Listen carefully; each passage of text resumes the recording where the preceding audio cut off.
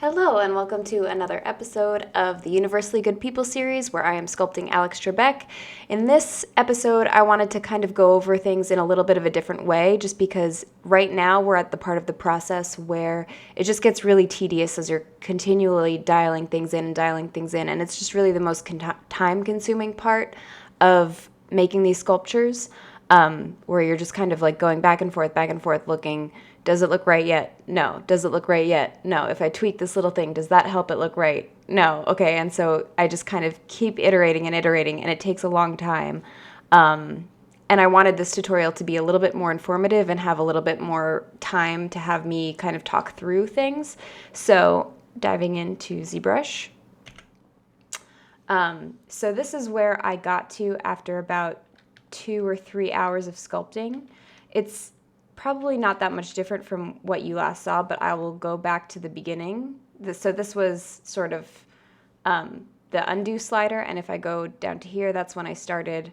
Actually, I started way before that, so this might not have recorded everything, but I started, let me click on here, in this place. And so jumping back to this, the end, come on. This is where we ended up. So if I go to my view, I think it looks a lot closer than it did previously. I think the nose is looking a lot better. And I just kind of wanted to run through this timeline and kind of talk through where I kind of noticed areas and where I wanted to make adjustments. So starting back from the beginning, let's go back all the way. So the first thing I worked on was the cheeks here. You can see I'm starting to touch the cheeks a bit and always comparing and contrasting against the reference. I thought that the brow in this section was too flat.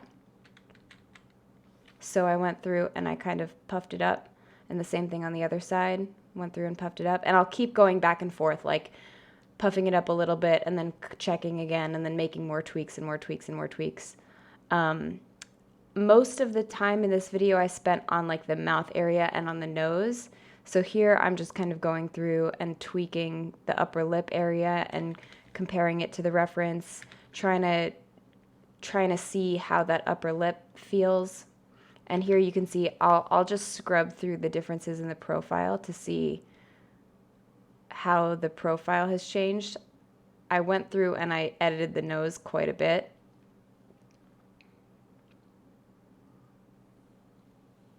Always just kind of making these minor tweaks. So going back to that upper lip area, here's where I started working on the nose in a big way.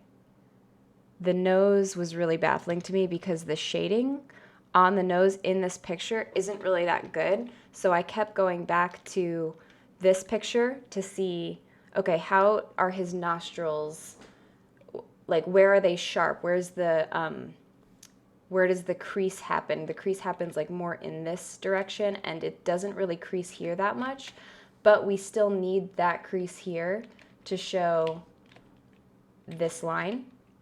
And I still haven't really perfected the nose yet. The nose was kind of tricky for me. What I kind of found with Alex's nose is that it's pretty wide. It doesn't just like jut straight out. Oh, whoops, I'm drawing on a layer again. This line and this line where it meets his cheeks is a lot wider. Like if you're looking at the nose front on, so let's say here's the nose. The line where it meets his cheek is like this. It's like got a like wideness right here. And then this is this line. Whoops, this line. So that kind of took me a bit to figure out that this and this are much wider than I originally thought. So going back to ZBrush, it was really hard to tell that from this picture just because the lighting is so soft. So that was kind of like what I had to explore a little bit. And so here I'm still exploring the nose and trying to figure out, okay, here's where these bottom lines take place. I'm just being careful not to touch it because that'll ruin my undo history. I wanted to always kind of checking and moving it back into place and everything. And then at one point, after finagling this nostril way too much, I was also playing around with the lighting a lot, trying to see if I could get like more of a softer front focus lighting that gave me this purple shadow better. And like, as you can see on this side, there's like hardly any definition there whatsoever. So I kind of went through, and at one point I just blurred everything. I like completely blurred out the nose, and I was like, okay, I'm going to start from scratch, and I'm going to put these corners in exactly where I see them in this picture. Even though in this picture, I think he's a bit younger in my reference here. In this picture, his skin seems a lot softer, and his skin is kind of like more sagged and a little bit more puffy and full. So I did want to kind of keep that in mind. Like this corner here in this picture is, whoopsie, Zbrush, is not as puffy as it is in this picture. So, and I wanted to stay true to this picture. So after going through and blurring my nose, then I just kind of started to redefine everything. Let me go back to the view. Blurred it out again. I'm really working on the corners up in there. Just trying to get them to fit the right spot. The tip also, where this part of the nose kind of forms this ball shape, and then there's these planes here. Those planes of the nose, like if this is the center line.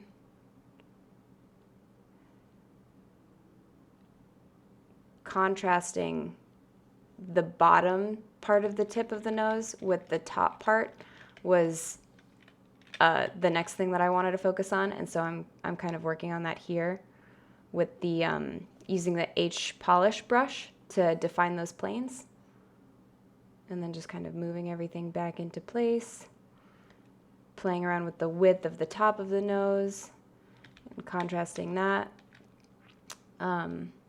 adjusting some eye stuff.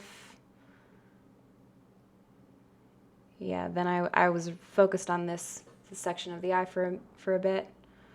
And then once I was kind of happy with everything, I'm still not completely happy with the nose. I still don't think it's perfect, but I wanted to take a break from that. I moved on to the corners of the mouth again. And I thought that the mouth was too far back. I thought that on both sides, the mouth kind of sat too far back. And so I'm trying to like find, I edited the forehead shape a little bit there, pulled that back. After seeing it from like an angle view, I realized that the forehead kind of felt like it was jutting out too much.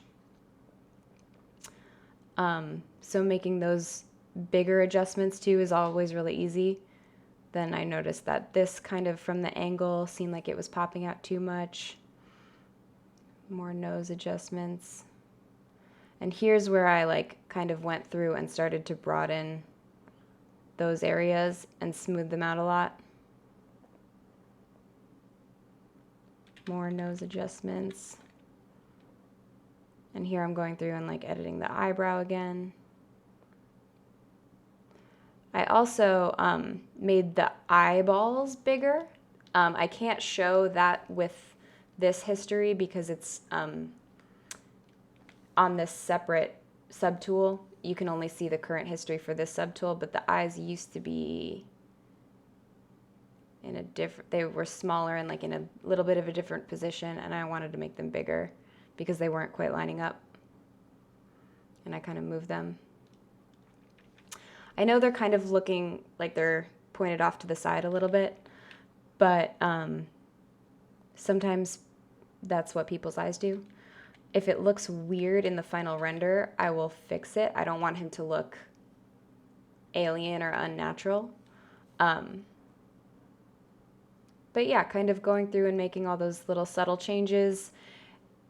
It's hard to kind of talk over when I'm like doing these tutorials, I also edited like that kind of shape of the cheek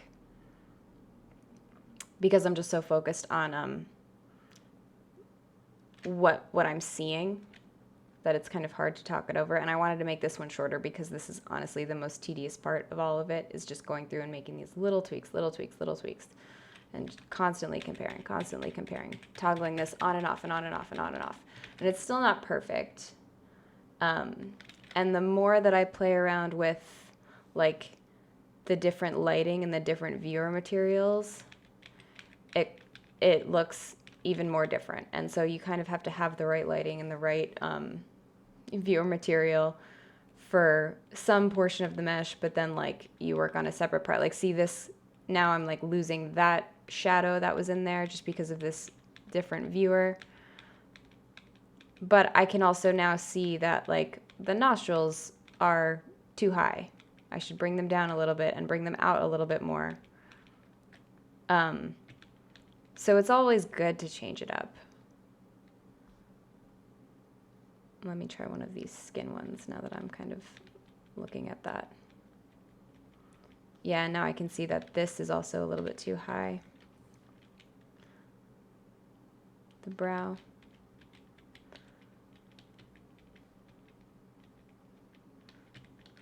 Yeah, I still want to go through and like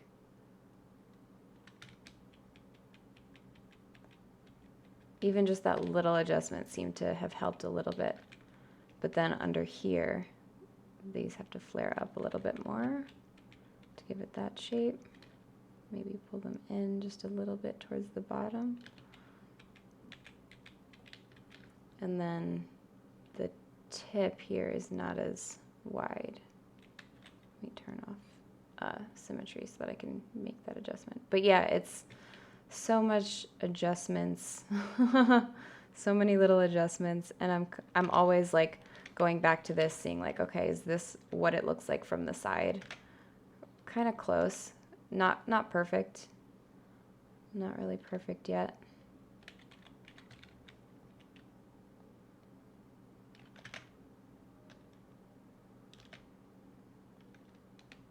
Yeah, his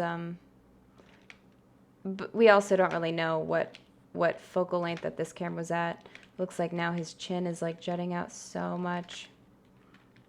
So I can like go through and push that back a little bit. I do want to mask off the mouth. But yeah, as soon as I start to notice these things, I just kind of can't help but like make tons of little tiny tweaks.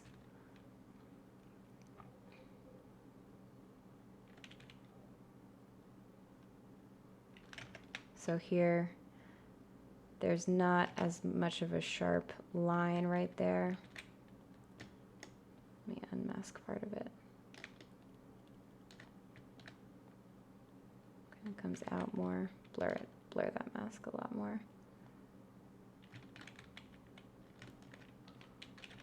And then I just accidentally caused a line right in there.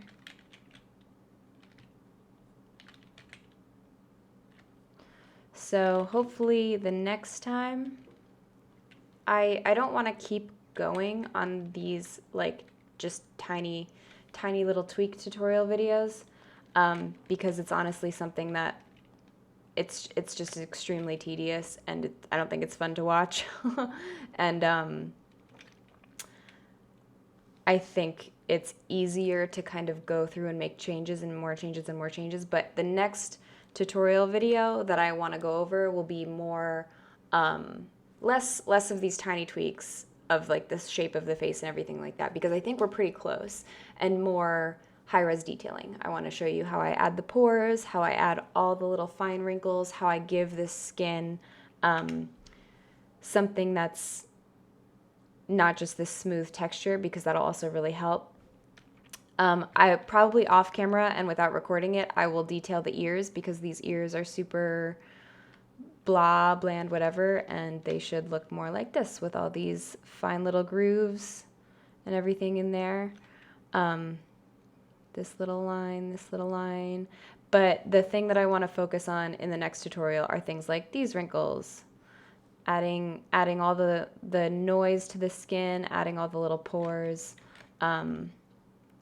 This is actually a pretty good photo for me to use because this photo doesn't have any pores on it. It's either too grainy or has been edited, or the lighting has washed everything out. You can't really see any of the detail except for the major wrinkles.